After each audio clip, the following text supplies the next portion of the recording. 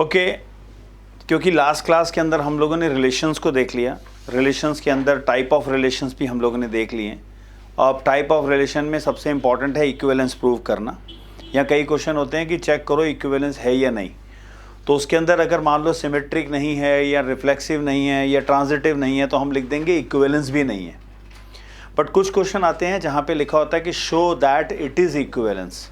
तो मेरे पास ये जो क्वेश्चन यहाँ पे दे रखा है इंपॉर्टेंट क्वेश्चन है, हालांकि एनसीईआरटी में नहीं है, एग्जाम्पलर में ज़रूर है और कई बार बोर्ड एग्जाम में पूछा गया। क्वेश्चन कह रहा है एक रिलेशन दे रखी है अपने पास R defined on N cross N. तो जहाँ हम लोग एक रिलेशन को यूँ समझाते हैं कि भी एक एलिमेंट ए जो है और बी से जुड़ा हुआ है, इसके अंदर होता है कि ये सिंगल सेट का एलिमेंट है। इसको हम लोग लिखते हैं ए रिलेटेड टू बी। बट जब आपसे ये कहा जाता है कि रिलेशन किसी एक सेट पे नहीं बट एक कार्टेशियन प्रोडक्ट पे है, तो ऐसे में हमें एक ऑर्डर्ड पेयर, यहाँ पे क्या आएगा, एक ऑर्डर्ड पेयर आएगा ए कॉमा बी, रिलेटेड है किससे, एक नए ordered pair C comma D से। तब आप इसका पेयर बनाओगे या ऐसे लिखते वक्त कह देंगे ए कॉमा बी रिलेट करता है सी कॉमा डी से। तो ऐसा ही ये क्वेश्चन यहाँ पे दिया हुआ है जहाँ पे ये कहा गया है कि एक ऑर्डर्ड पेयर है हमारे पास ए कॉमा बी जो सी कॉमा डी से जुड़ा है। तीन टाइप हैं इसके क्वेश्चन के, जिसमें यहाँ पे देखो ये कहते हैं एक्सट्रीम, सबसे कोने वालों का सम बीच वालों के सम के बराबर अगर है तो ये रिलेशन कुछ इस प्रकार बनी है। अब यहाँ पे हम लोग कैसे ले सकते हैं, जैसे मैं अभी आपको बताऊं कि मैंने स्टार्ट किया 2,6 से, तो मैं कैसे पता लगाऊं कि यहाँ पे मान लो मेरा पहला नेचुरल नंबर यहाँ मैं 1 लगा देता हूँ तो 6 और 1 मिलके बनते हैं 7। तो 2 के साथ क्या मिलाऊं, तो यहाँ पे आएगा 5, क्योंकि इन दोनों का सम कितना है 2 और 5 7, बीच वालों का कितना है 6 और 1। तो इसका मतलब हमारे इस 2,6 के साथ 1,5 जुड़ा हुआ है। इसी प्रकार 2,6 के साथ और क्या जोड़ सकते हो आप, मैंने यहाँ पे लिया 2, तो बीच वालों का सम कितना हो गया 8, कोने वालों का सम कितना होना चाहिए 8, क्योंकि यहाँ पे दोनों का सम बराबर है। तो इसका मतलब 6 के साथ मैं यहाँ पे लगाऊंगा 4। क्लियर, 8 बनाना है, सॉरी ये हो जाएगा अपने पास 6। तो इस तरीके से हमारे पास पेयर आते जाएंगे। अब इसका उल्टा कॉन्सेप्ट देखो, अगर मैं तुम्हें कह देता हूं कि 5 और 7 मिलके कितना बनते हैं 12, और 12 बनाने के लिए मेरे पास 11 + 1 भी 12 होता है, तो मैं पेयर कैसे बनाऊंगा। तो इस कॉन्सेप्ट को समझना होगा कि ये पहला पेयर बना कैसे है। तो मैं यहां तुम्हें एक एरो मार्क बना के दिखाता हूं। ये एरो मार्क हमें दर्शाती है कि पहला पेयर बनेगा इधर का पहला और उधर का पहला। तो दूसरा पेयर कैसे बना, दूसरे का दूसरा और पहले का दूसरा। आप ये दो जो मैंने एरो मार्क बनाए ये तुम्हें हिंट है जो तुम ऐसे क्वेश्चंस को क्रैक कर सकते हो। अब मैं यहाँ पेयर क्या बनाऊंगा, मेरा पहला पेयर क्या बनेगा 5 11, दूसरा पेयर यहां से यूं जोड़ोगे आप तो बनेगा 1 और 7। 7 और 1 नहीं लिख सकते, 1 और 7 लिखोगे। तो तुम्हारे पास अगर कुछ सम दिया है तो उससे पेयर बनाने का ये ढंग है, और अगर पेयर दिया है फिर तो कोई दिक्कत नहीं, कोने वालों का सम लेंगे, बीच वालों के सम के बराबर लिखेंगे। तो पहले हमें इस फंक्शन को, इस रिलेशन को समझना होगा कि रिलेशन कह क्या रही है। तो ये रिलेशन हमारे पास आ गई, ये हमें समझ में भी आ गया भी अगर सम दिया है तो पेयर कैसे बनाना है, और अगर पेयर दिया है तो सम कैसे बनाना है। अब इस चीज़ को ध्यान में रखते हुए, जैसा कि हमने देखा था कि रिलेशन के अंदर जो पहला पार्ट होता है रिफ्लेक्सिव, वो किसी एग्जाम्पल को नहीं कुछ पुरानी नॉलेज से बनाया जाता है। तो ऐसे में हम लोग क्या कहेंगे कि हमारे पास 2 नेचुरल नंबर्स हैं साहब, तो यहाँ मैं लिख देता हूँ फॉर 2 नेचुरल नंबर ए और बी कौन है, 2 नेचुरल नंबर्स हैं। हम क्या जानते हैं कि a + b कर दो या b + a कर दो सेम होता है। ये लॉ हमें पता है, इसको कॉम्यूटेटिव लॉ कहते हैं।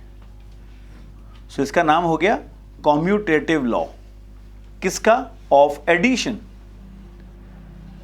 तो नेचुरल नंबर्स को जोड़ते वक्त एक लॉ होता है, पुरानी नॉलेज है, हमारे पास है। अब मेरे पास एक सम आ चुका है, तो मेरा पेयर कैसे बनेगा, मैंने एरो मार्क बनानी अभी सिखाई थी। तो पेयर बनेगा, ये देखो ये बनेगा मेरा पहला पेयर और ये बनेगा दूसरा पेयर। तो साफ नजर आ रहा है कि A, B related to A, B। पहला पेयर बना A, B, दूसरा बना A, B। तो ये सेम सेम आ रहे हैं। तो जब ये सेम एलिमेंट सेम से रिलेट करता है तो कहते हैं रिफ्लेक्सिव। तो इसका मतलब यहां पे लिख दूंगा R इज रिफ्लेक्सिव। ठीक है, वही दूसरा अपने पास क्या आएगा, रिफ्लेक्सिव तो हो गया साहब। अब रिफ्लेक्सिव हो जाने के बाद मेरे को लेना है सिमेट्रिक। अब सिमेट्रिक जो है वो कैसे लेना है, तो मैं पहले मान लूंगा लेट A, B रिलेट करता है C, D से। तो तुम्हारे पास पेयर दे रखा है, लिखूं क्या, कोने वालों का सम। इसका मतलब ये हुआ A plus D B plus C के बराबर है, गिवन है। अब इस गिवन है इसको ऐसा तोड़ो मरोड़ो कि ये C, D पहले आ जाए, A, B पीछे चला जाए। तो ये क्या हो जाएगा, इसको लिख सकता हूं मैं, क्योंकि left hand side right hand side के बराबर है तो मैं राइट लेफ्ट की जगह भी लिख सकता हूं, ऐसा बन जाएगा। और इसका मैं कॉम्यूटेटिव लॉ लगा दूंगा, तो ये बन जाएगा C प्लस B बराबर D प्लस A। बन गया, कोई मैंने खास मैनिपुलेशन नहीं किया। बट मेरा पेयर क्या बना, ये बना मेरा पहला पेयर यानी C, D। और ये बना दूसरा पेयर यानी A, B। यही तो चाहिए था सिमेट्रिक के लिए। हमने इसको इसके इक्वल बोला, पहला पेयर दूसरे पेयर के इक्वल है तो दूसरा भी पहले के इक्वल नहीं, रिलेटेड है। तो इसका मतलब ये हो गया R इज सिमेट्रिक। सिमेट्रिक हो गई। अब सिमेट्रिक हो जाने के बाद जैसे हमने एक पेयर लिया था तो ट्रांजिटिव के लिए लेने हैं दो पेयर। दो पेयर क्या लेंगे हम लोग, अब लिख सकते हैं लेट A, B रिलेट करता है CD से, शुरुआत CD से करेंगे अगले वाले की, रिलेट करता है EF से। सो इसका मतलब ये हुआ कोने वालों का सम यानी सम ऑफ एक्सट्रीमिटीज। तो ये दोनों जोड़ दो, A प्लस D बराबर B प्लस C। और यहाँ पे दोनों कोने वाले यानी कि एक्सट्रीमिटीज क्या हो जाएंगे, C और F। तो C और F जुड़ गए, बन गया D प्लस E। तो सिंपल कैलकुलेशन है, दोनों को ऐड कर देते हैं, है ना। तो यहाँ पे मैं लिख देता हूँ एडिंग। एडिंग करने से क्या हो जाएगा, ये देखो A plus D plus C plus F, B plus C plus D plus E। D से D कट गया, C से C कट गया, आ गया A प्लस F बराबर B प्लस E। और हमारा पेयर फिर रेडी है। कैसे, ये बना है पहला पेयर, ये बना है दूसरा पेयर। इसका मतलब A, B related to E, F। यही तो चाहिए था। इसका मतलब R इज ट्रांजिटिव। ट्रांजिटिव हो गया। अब ट्रांजिटिव हो जाने के बाद हमारे पास तीन चीजें आ चुकी हैं, तो मैं यहां लिख सकता हूं सेम एज यूजुअल, जैसे मैंने पहले बता रहा था। ये हमारे पास तीन स्टेटमेंट हैं, तो from 1, 2 and 3 R is equivalence. ठीक है, R इज इक्विवेलेंस। अब R इक्विवेलेंस हो गई, अपना काम हो गया। अब वो बोलते हैं इक्विवेलेंस क्लास। जैसे मैंने तुम्हें भी स्टार्टिंग में बताया था कि 2,6 के साथ तुम पेयर बनाना शुरू करो। मैंने डिसाइड किया पहला पेयर अगर मैं यहाँ 1 लेता हूँ, क्योंकि नेचुरल नंबर का सबसे छोटा होता है 1, तो मैंने 1 लिया। इन दोनों को जोड़ने से बनता है 6 और 1 7, तो यहाँ पे आएगा 5। तो ये हो गया मेरा पहला पेयर। दूसरा क्या बनेगा, फिर मैंने शुरुआत की 2 से, इन दोनों के मिडिल वालों का सम होगा 6 और 2 8, तो यहाँ होगा 6। फिर तीसरा भी आप जान सकते हो, यहाँ 3 लिया तो 6 और 3 9, 7 के साथ क्या मिलाऊं, 9 हो जाए 7। तो इस तरीके से आप अपने पेयर्स को लिख सकते हो। कई बार डाउट आता है सर पीछे 1 क्यों नहीं लिया। अगर मैंने पीछे 1 ले लिया तो आगे मैं ले नहीं पाऊंगा, क्योंकि 2,6 कोने वालों का सम कितना है 3, तो 6 के साथ क्या जोड़ूं 3 बने, तो मैं कहूँगा -3, बट -3 तो नेचुरल नंबर है नहीं। इसीलिए हम लोग जब भी ऐसे इक्विवेलेंस क्लास बनाते हैं तो पहले एलिमेंट से चुन लेना। तो ये है पहला क्वेश्चन। इसी के बिल्कुल सिमिलर दूसरा क्वेश्चन है, वो लेते हैं अपन। क्वेश्चन में थोड़ा सा चेंज किया है, प्लस की जगह मल्टीप्लिकेशन। ये दो इंपॉर्टेंट क्वेश्चन है, इसीलिए मैं आप लोग को दोनों सिमिलर टाइप के बता रहा हूँ। यहाँ पे अब जब मल्टीप्लिकेशन दे रखा है, ये है a इंटू डी और b इंटू सी, प्लस बन गए मल्टीप्लाई। कोने वालों का प्रोडक्ट बीच वालों के प्रोडक्ट के बराबर है। अब मैं एक एग्जांपल के तौर पे लेता हूँ। मेरे पास है 2 और 6। मैं पहला पेयर क्या ले सकता हूँ, यानी मैं पहले इक्विवेलेंस क्लास ही निकाल के दे रहा हूँ, क्योंकि बाद में नहीं निकालूंगा मैं।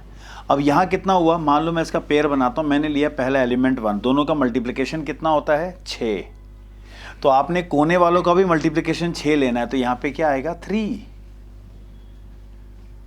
है ना, क्योंकि यहाँ पे हम लोग मिडिल वाले का प्रोडक्ट ले रहे हैं 6, इन दोनों का भी 6 बनना चाहिए। अगला नंबर मैंने लिया 2, तो इन दोनों का मिडिल वालों का प्रोडक्ट क्या बनता है 6 2 = 12।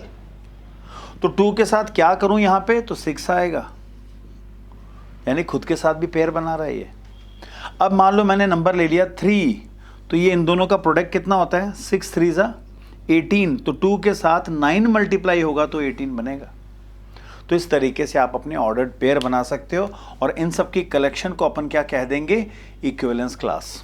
क्योंकि एक ही क्लास चल रही है, उसके अंदर ही मैं ये 2 क्वेश्चन करा रहा हूँ, तो इक्विवेलेंस क्लास हमारे क्लियर हो गई है। तो मैं इस क्वेश्चन में इक्विवेलेंस क्लास तो नहीं निकालूंगा, वो मैंने ऑलरेडी बता दी। अब हमें इसका भी प्रोडक्ट जो है वो देखना है, ये इक्विवेलेंस है या नहीं। तो आप देखो यहाँ पे भी ऐसा ही है बेटा, ऑर्डर्ड पेयर है तो लिखे कैसे, कोने वालों का प्रोडक्ट बीच वालों के प्रोडक्ट के बराबर है, यानी प्रोडक्ट ऑफ एक्सट्रीमिटीज यानी कोने वाले, एंड प्रोडक्ट ऑफ मीन्स यानी बीच वाले। तो ये जब हम लोगों ने कर लिया, अब फिर से एक मल्टीप्लिकेशन है। एक बच्चा कह रहा है सर मेरे को मालूम है कि 5 4 = 20 होता है और 10 2 भी 20 होता है। बिल्कुल होता है, मानता हूँ। तो पेयर कैसे लिखूं, तो पहला पेयर कैसे बनेगा, एरो मार्क से बना ला। ये बनेगा पहला पेयर, ये बनेगा दूसरा पेयर। तो मेरा पहला पेयर यहां से क्या होगा 10 5, 10, दूसरा यहां से यहां बनाइए आप 2, 4। क्लियर। तो इस तरीके से हम लोग इनके ऑर्डर्ड पेयर बना सकते हैं अगर प्रोडक्ट दिया हुआ है। जबकि हम लोग यहाँ पे रिफ्लेक्सिव सिमेट्रिक देखें तो फिर से वही तरीका है। For all a and b belonging to natural number, हम जानते हैं a और b और a बराबर होते हैं। इसे कहते हैं कॉम्यूटेटिव लॉ ऑफ मल्टीप्लिकेशन। तो हमारा पहला पेयर क्या बनेगा a b, दूसरा बनेगा a b। तो यहाँ से आ गया a, b related to a, b। So simple. इसका मतलब हमारी रिलेशन R इज रिफ्लेक्सिव। अगर रिफ्लेक्सिव हो गई तो मजा आ गया। रिफ्लेक्सिव क्लियर है। अब लेना है हमें सिमेट्रिक। तो सिमेट्रिक के लिए क्या करेंगे, लेट, क्योंकि मैंने आपको हमेशा बताया रिफ्लेक्सिव में कुछ दिमाग से सोचना होगा, और सिमेट्रिक से हम लोग कुछ ऑर्डर्ड पेयर लेके चलते हैं। Let a, b related to c, d। इसका रिजल्ट क्या बनेगा, कोने वालों का प्रोडक्ट बीच वालों के प्रोडक्ट के बराबर है। थोड़ी हेरा फेरी करते हैं, BC को इधर ले जाते हैं, AD इधर लेके आ जाते हैं, इसको मैनिपुलेट कर दिया, कॉम्यूटेटिव लॉ लगा दिया, तो ये बन गया D और A। देखो ये सब करने के बाद हमें हमारा पेयर मिल रहा है। पहला पेयर बनेगा C के साथ D, दूसरा A के साथ B। तो मैं यहाँ पे लिख दूंगा C, D related to A, B। यही चाहिए था जो इसको प्रूव कर देता है कि R इज सिमेट्रिक। क्लियर है भाई, समझ में आ रहा है तो एक तो ये लाइक बटन दबा दो और इसको शेयर भी करो, वो ज़्यादा बेटर रहेगा, है ना। तो एक और हम लोग चेक कर लेते हैं। हमारे पास अगला पार्ट आता है, लेट A, B रिलेट करता है C, D के। अब C, D से ही शुरू करेंगे, तो C, D रिलेट करता है E, F के। तो यहाँ से पेयर क्या बना, कोने वालों का प्रोडक्ट बीच वालों के प्रोडक्ट के बराबर। और इसका क्या बनाएंगे, कोने वालों का प्रोडक्ट यानी CF बनेगा DE के बराबर। तो जैसे पिछले वाले में ऐड किया था, यहाँ करेंगे मल्टीप्लाइंग बोथ द साइड। क्या रिजल्ट आ गया, मेरे पास आ गया A, D, C, F, B, C, D, E। तो C से C कट गया, D से D कट गया, मेरे पास आ गया AF बराबर BE। तो मेरा पेयर यहाँ पहला रेडी है, और यहाँ से दूसरा पेयर भी रेडी है। मैं लिख दूंगा A, B related to E, F, यानी R इज ट्रांजिटिव। ठीक है, अब R इज ट्रांजिटिव, इसका मतलब इन तीनों से हमें प्रूव हो गया कि हमारी रिलेशन R इज इक्विवेलेंस। इसका मतलब ये हुआ इक्विवेलेंस प्रूव करने का ये एक बहुत ही शानदार मेथड है। दो बहुत इंपॉर्टेंट क्वेश्चन हैं, इनकी प्रैक्टिस भी करो और इसको शेयर भी करना। क्लियर? तब तक हम लोग अगली वीडियो में मिलेंगे जहाँ पे मैं लूँगा 12th का अगला important topic. Wait for it.